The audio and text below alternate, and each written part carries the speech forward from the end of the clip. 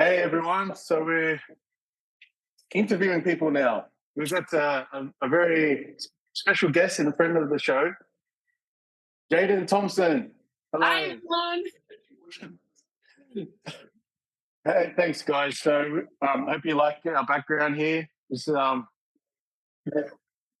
of homemade, but it's all good.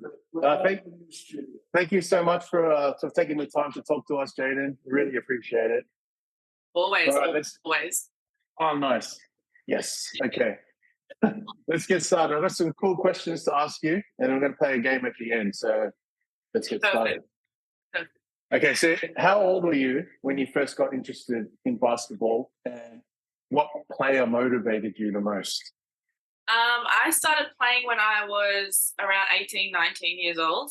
I was a bit late to the game.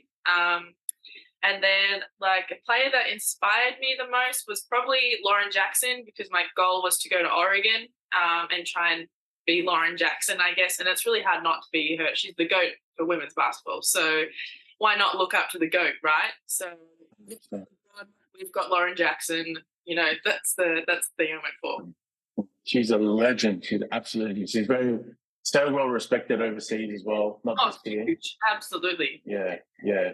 That's nice. Okay, so that was your influence. What about men's player? What about a men's player? Did any of them influence you? Well, when I first started playing basketball, I did a basketball academy called Brian Curl Academy. So Brian Curl was actually my inspiration and motivation because of what he did with the Bullets and everything else he's done in between. And then look at him now, doing more things with, Indigenous Australia and basketball, and that kind of inspired me more to get into basketball, and then the off-court stuff as well. Oh, cool.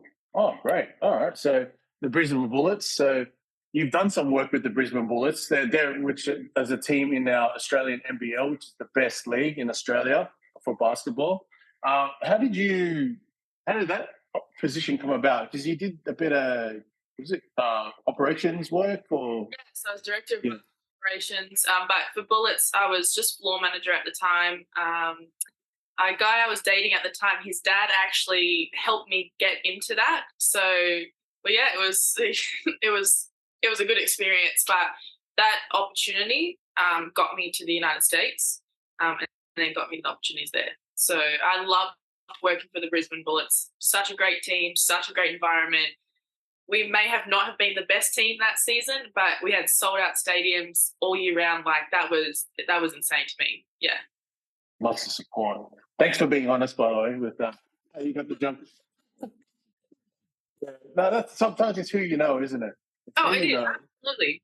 Absolutely it is. And then you make it work for yourself, right? Exactly. Yes. Okay, cool. So that's interesting because that's the biggest league in Australia. So you're right up there. So you got an opportunity to work in the USA through that.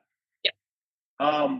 What was that experience like? I mean, because from the Enid Outlaws and the Oklahoma Panthers of the American TBL Professional League, you were doing some work over there. What was that experience like for you? Yeah, so I got reached out by the owner of the Enid Outlaws TBL team via, I think it was Facebook or LinkedIn. So they saw my profile with the Brisbane Bullets and said, we need you to be doing what you do there here. Would you be interested? And I was like, absolutely, I would. So I went over. Everything was like supplied for and everything. It was great. And I worked for the Enid Outlaws doing game day operations and things like that. The owner then bought a second team from Texas and moved them to Oklahoma. So we had in Enid, which is an hour away from the city, and then we had a prep school that the Oklahoma Panthers stayed in, lived in, played in, trained in. And me and my best friend who came with me, we got traded to the Oklahoma Panthers, and we became director and GM. So then we were looking after a brand new team in a city we didn't know. Honestly, one of the best experiences I've ever had. Insane. Just being able to make connections with people, build a team up from the ground, and just have good connections and relationships relationships with players, coaches, and sponsors as well. So that was really exciting. So I did. Yeah. I honestly, I think I did. So we were team managers. We did marketing. I did graphic design. I was the team physiotherapist. I was the team personal trainer. We were the chefs. The laundry. We did all the laundry. We did everything, everything, because we didn't have a lot of staff and we didn't have a lot of money. So put two girls to work, and that's what happens. Wow, absolutely. What can't you do?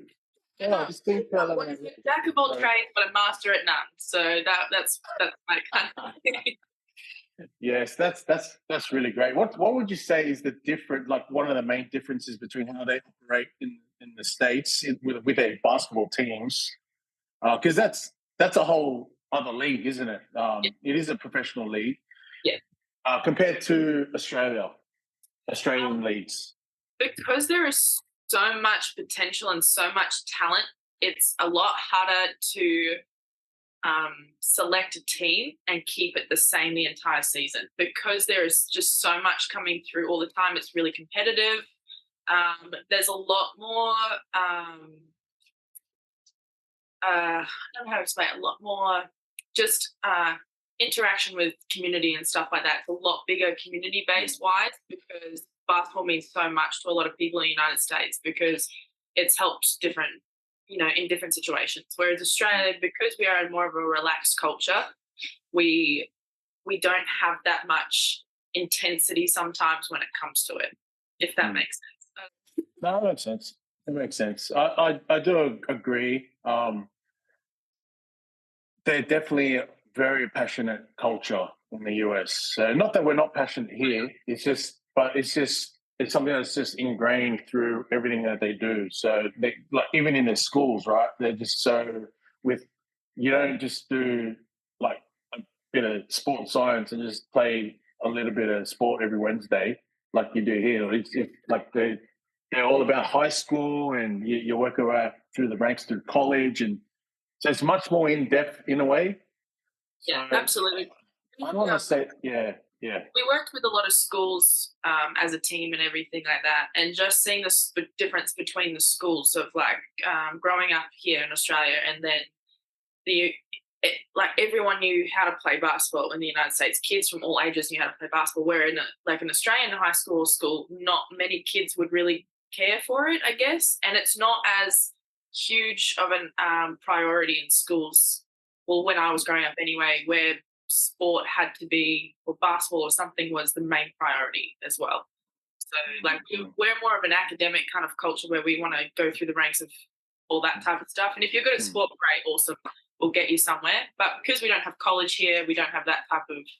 It's different lifestyle. Yeah. Different way of going about things, I think. But what an experience for you. Huge, yeah. Yeah. Now, my next question, and I saw your highlights reel. So you're playing in the MBL One League. Yeah. How did that come about? That's great. Like, you got some skills. Yeah. So I started playing NBL 1 in 20. Actually, it was meant to be 2020, but COVID hit, so we all became QSL. And then 2021 played my first official season of NBL 1 with the Ipswich Force. Did my ACL, so took 2022 off.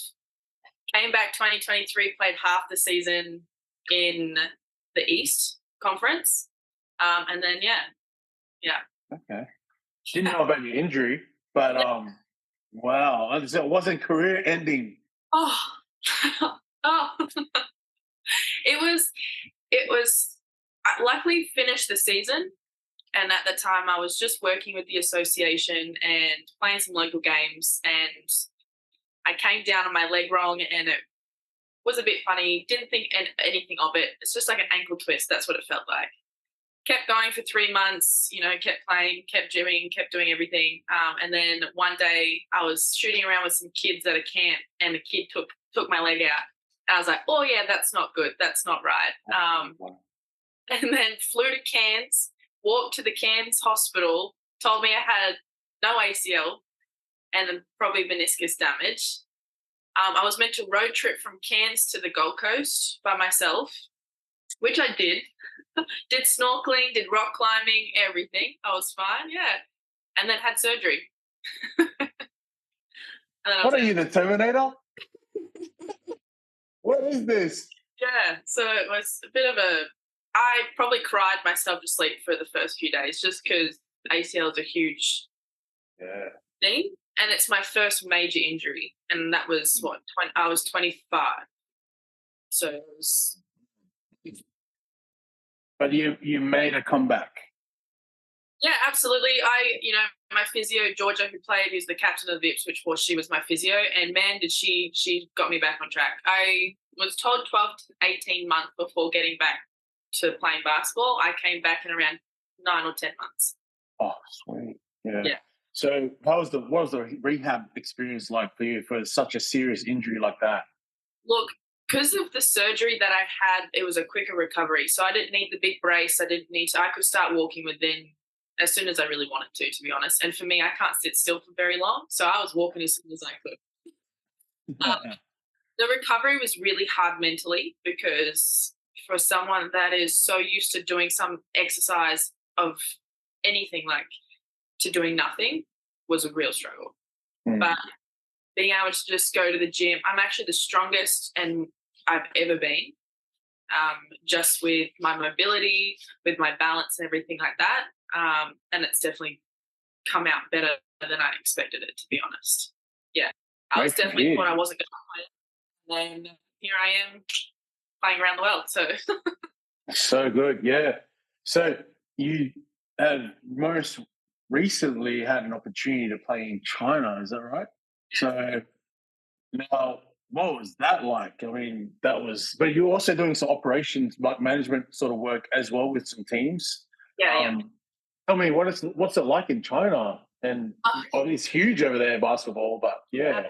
Like I didn't kind of know what I was going to be walking into when it came to China because the CBA, the NBL there, and obviously the CBA is well known for WNBA players, NBA players, and then you now have Dwayne Wade signing with Li Ning and all of that kind of stuff happening. But going to China, I got a connection with a friend who was already there that said, look, we've got an opportunity for you to come play. If you want to come play, coach some kids and do some management. I said, sounds great. New country, new fresh start. So I was like, yep, went there. 3 days, let's go. I got there and every single day I was training, eating amazing food every day. It was fantastic. And then I got to play my first international game in the CBA stadium, thousands of people with ex-WCBA players against men. So that was a really interesting experience. Not that I love playing against men. That's my whole life has been playing against men. But Wow. That's different. Yeah, it was definitely not what I expected, and I didn't know until about 10 minutes before the game that so that was definitely Maybe they planned it. They didn't want you to freak out. exactly. Like, you have to go on the court. It's like, no, I don't have time to freak out. I'm just going to play. Well, I'm actually more scared to play against females than I am against men. So I was like, oh yes, even better. Then I can beat up the men. I can actually play hard and not be so scared about things. So yeah, no, it was really fun actually. I never felt like a celebrity in my entire life, ever. And I was the only English speaking person there. So in a stadium full of 1,000 people, my team, my coaches, no one spoke English at all. So that was really challenging for me. I've only been to the United States or Australia and played, or if I've gone to Ireland. So it was just I had my phone out, Google Translate every 5 seconds. What are we doing on defense? What's happening? What are we doing? What, this is not working. Can we do something else? And it was just, yeah. That's a unique experience. Very, very. I've been trying to. What? No, did you feel lonely at all? Sort of you're in this team and you're supposed to have a team environment, but you don't speak the language. It was frustrating at times. it was definitely frustrating, especially during the game if we were losing or if we kept getting turnovers or something, and I couldn't explain to them what we were doing or what they were trying to, because they would have a little team meeting, and I'm like, I can't speak Chinese. I don't know what you're saying.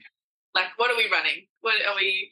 Are we in zone? Are we in man? What are we doing? So I tried to make up sign language, and it just wasn't. Yeah, it was. Yeah.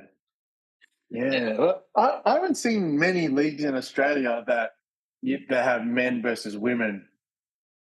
Is that correct? I'm pretty sure that's the. Yeah. Yeah, it's a league in China called wild ball, so it's more of like street ball, but it goes for prize money and tournaments and things like that. And then you just kind of, it's hard to explain. It's like a team would hire out a player to play for them because they were good or whatever it was, and especially foreign players. So that's what happened to me. So they're like, "Oh, she's a foreign player. She's tall. She's big." They called me Canadian. They thought I was Canadian, and then they're like, "Oh, we want to hire her to put in our team so we can win this game," and that's how it kind of works. Yeah. Oh. And they treated you like a celebrity. Is that Oh right? my gosh, I've never had people take so many photos with me in my entire life. I had Wow. on my lap. I felt like the Queen kissing babies everywhere, left, right, and center. Wow, what an experience. Was Yeah. And then you come back to Australia. Is that- yeah, come on, yeah. Hi everyone. Yeah, we don't care. We don't care. You're a star in China, that's for sure. That's it. That's it. And I'm also someone's wife, so that's a case too. That's cool. Well, look, it's really nice to talk about your experience and your from your love of basketball from when it grew to now. You've had so much different things happen to you. That's for sure. With from your passion of basketball, so that's excellent. Thank you so much for all that insightful details. I've got a game that we're going to play now. So I explained it briefly to you, but we're just going to throw out some names. So 2 names at a time, and you're going to tell me who's your favorite player of the 2. Okay, all right, we can do that. Okay. Then we've got some Aussie NBA players at the end. These are NBA players. Don't want to offend Sorry? anyone. I hope I don't offend Yeah, anyone. I know. It should be. It's just for fun. It's just fun. Yeah, okay. Let's say it's not okay. Let's just do it, and then let's see what the answers. I really want to see what your answers are. Okay, let's go. Jordan and LeBron. Got it. Kobe or Shaq? Kobe. But I love Shaq so much. Kobe. Ooh. Okay. Nikola Jokic or Luka Doncic? Luka. Ooh. I love his shoes. Oh yes. He's with Jordan, that's right. Okay, interesting. Okay, so Chris Paul or Allen Iverson? Paul. Wow, I didn't think it'd be that tough of an answer. Okay. I expected AI for some reason. But anyway. Carmelo Anthony or Dwayne Wade? Dwayne Wade. Yes. Okay. Pippen or Durant? Durant. Oh. Klay Thompson or Paul George? Paul George. Nice. Kawhi or Harden? Why? I'm the biggest Kawhi fan. That's it. The Claw. Out there. He's amazing. He's the best at interviews as well. And he has the best laugh. I love him so much. Yeah. Westbrook or Dennis Rodman? Rodman. I love Ooh, nice. rebounding machine. Yes. Yes, he's one of the GOATs for sure. He won games based on his rebounding ability. So I'm going Rodman. You're a huge Rodman fan. Okay, cool. More than Russell Westbrook, more than a triple double. Yep.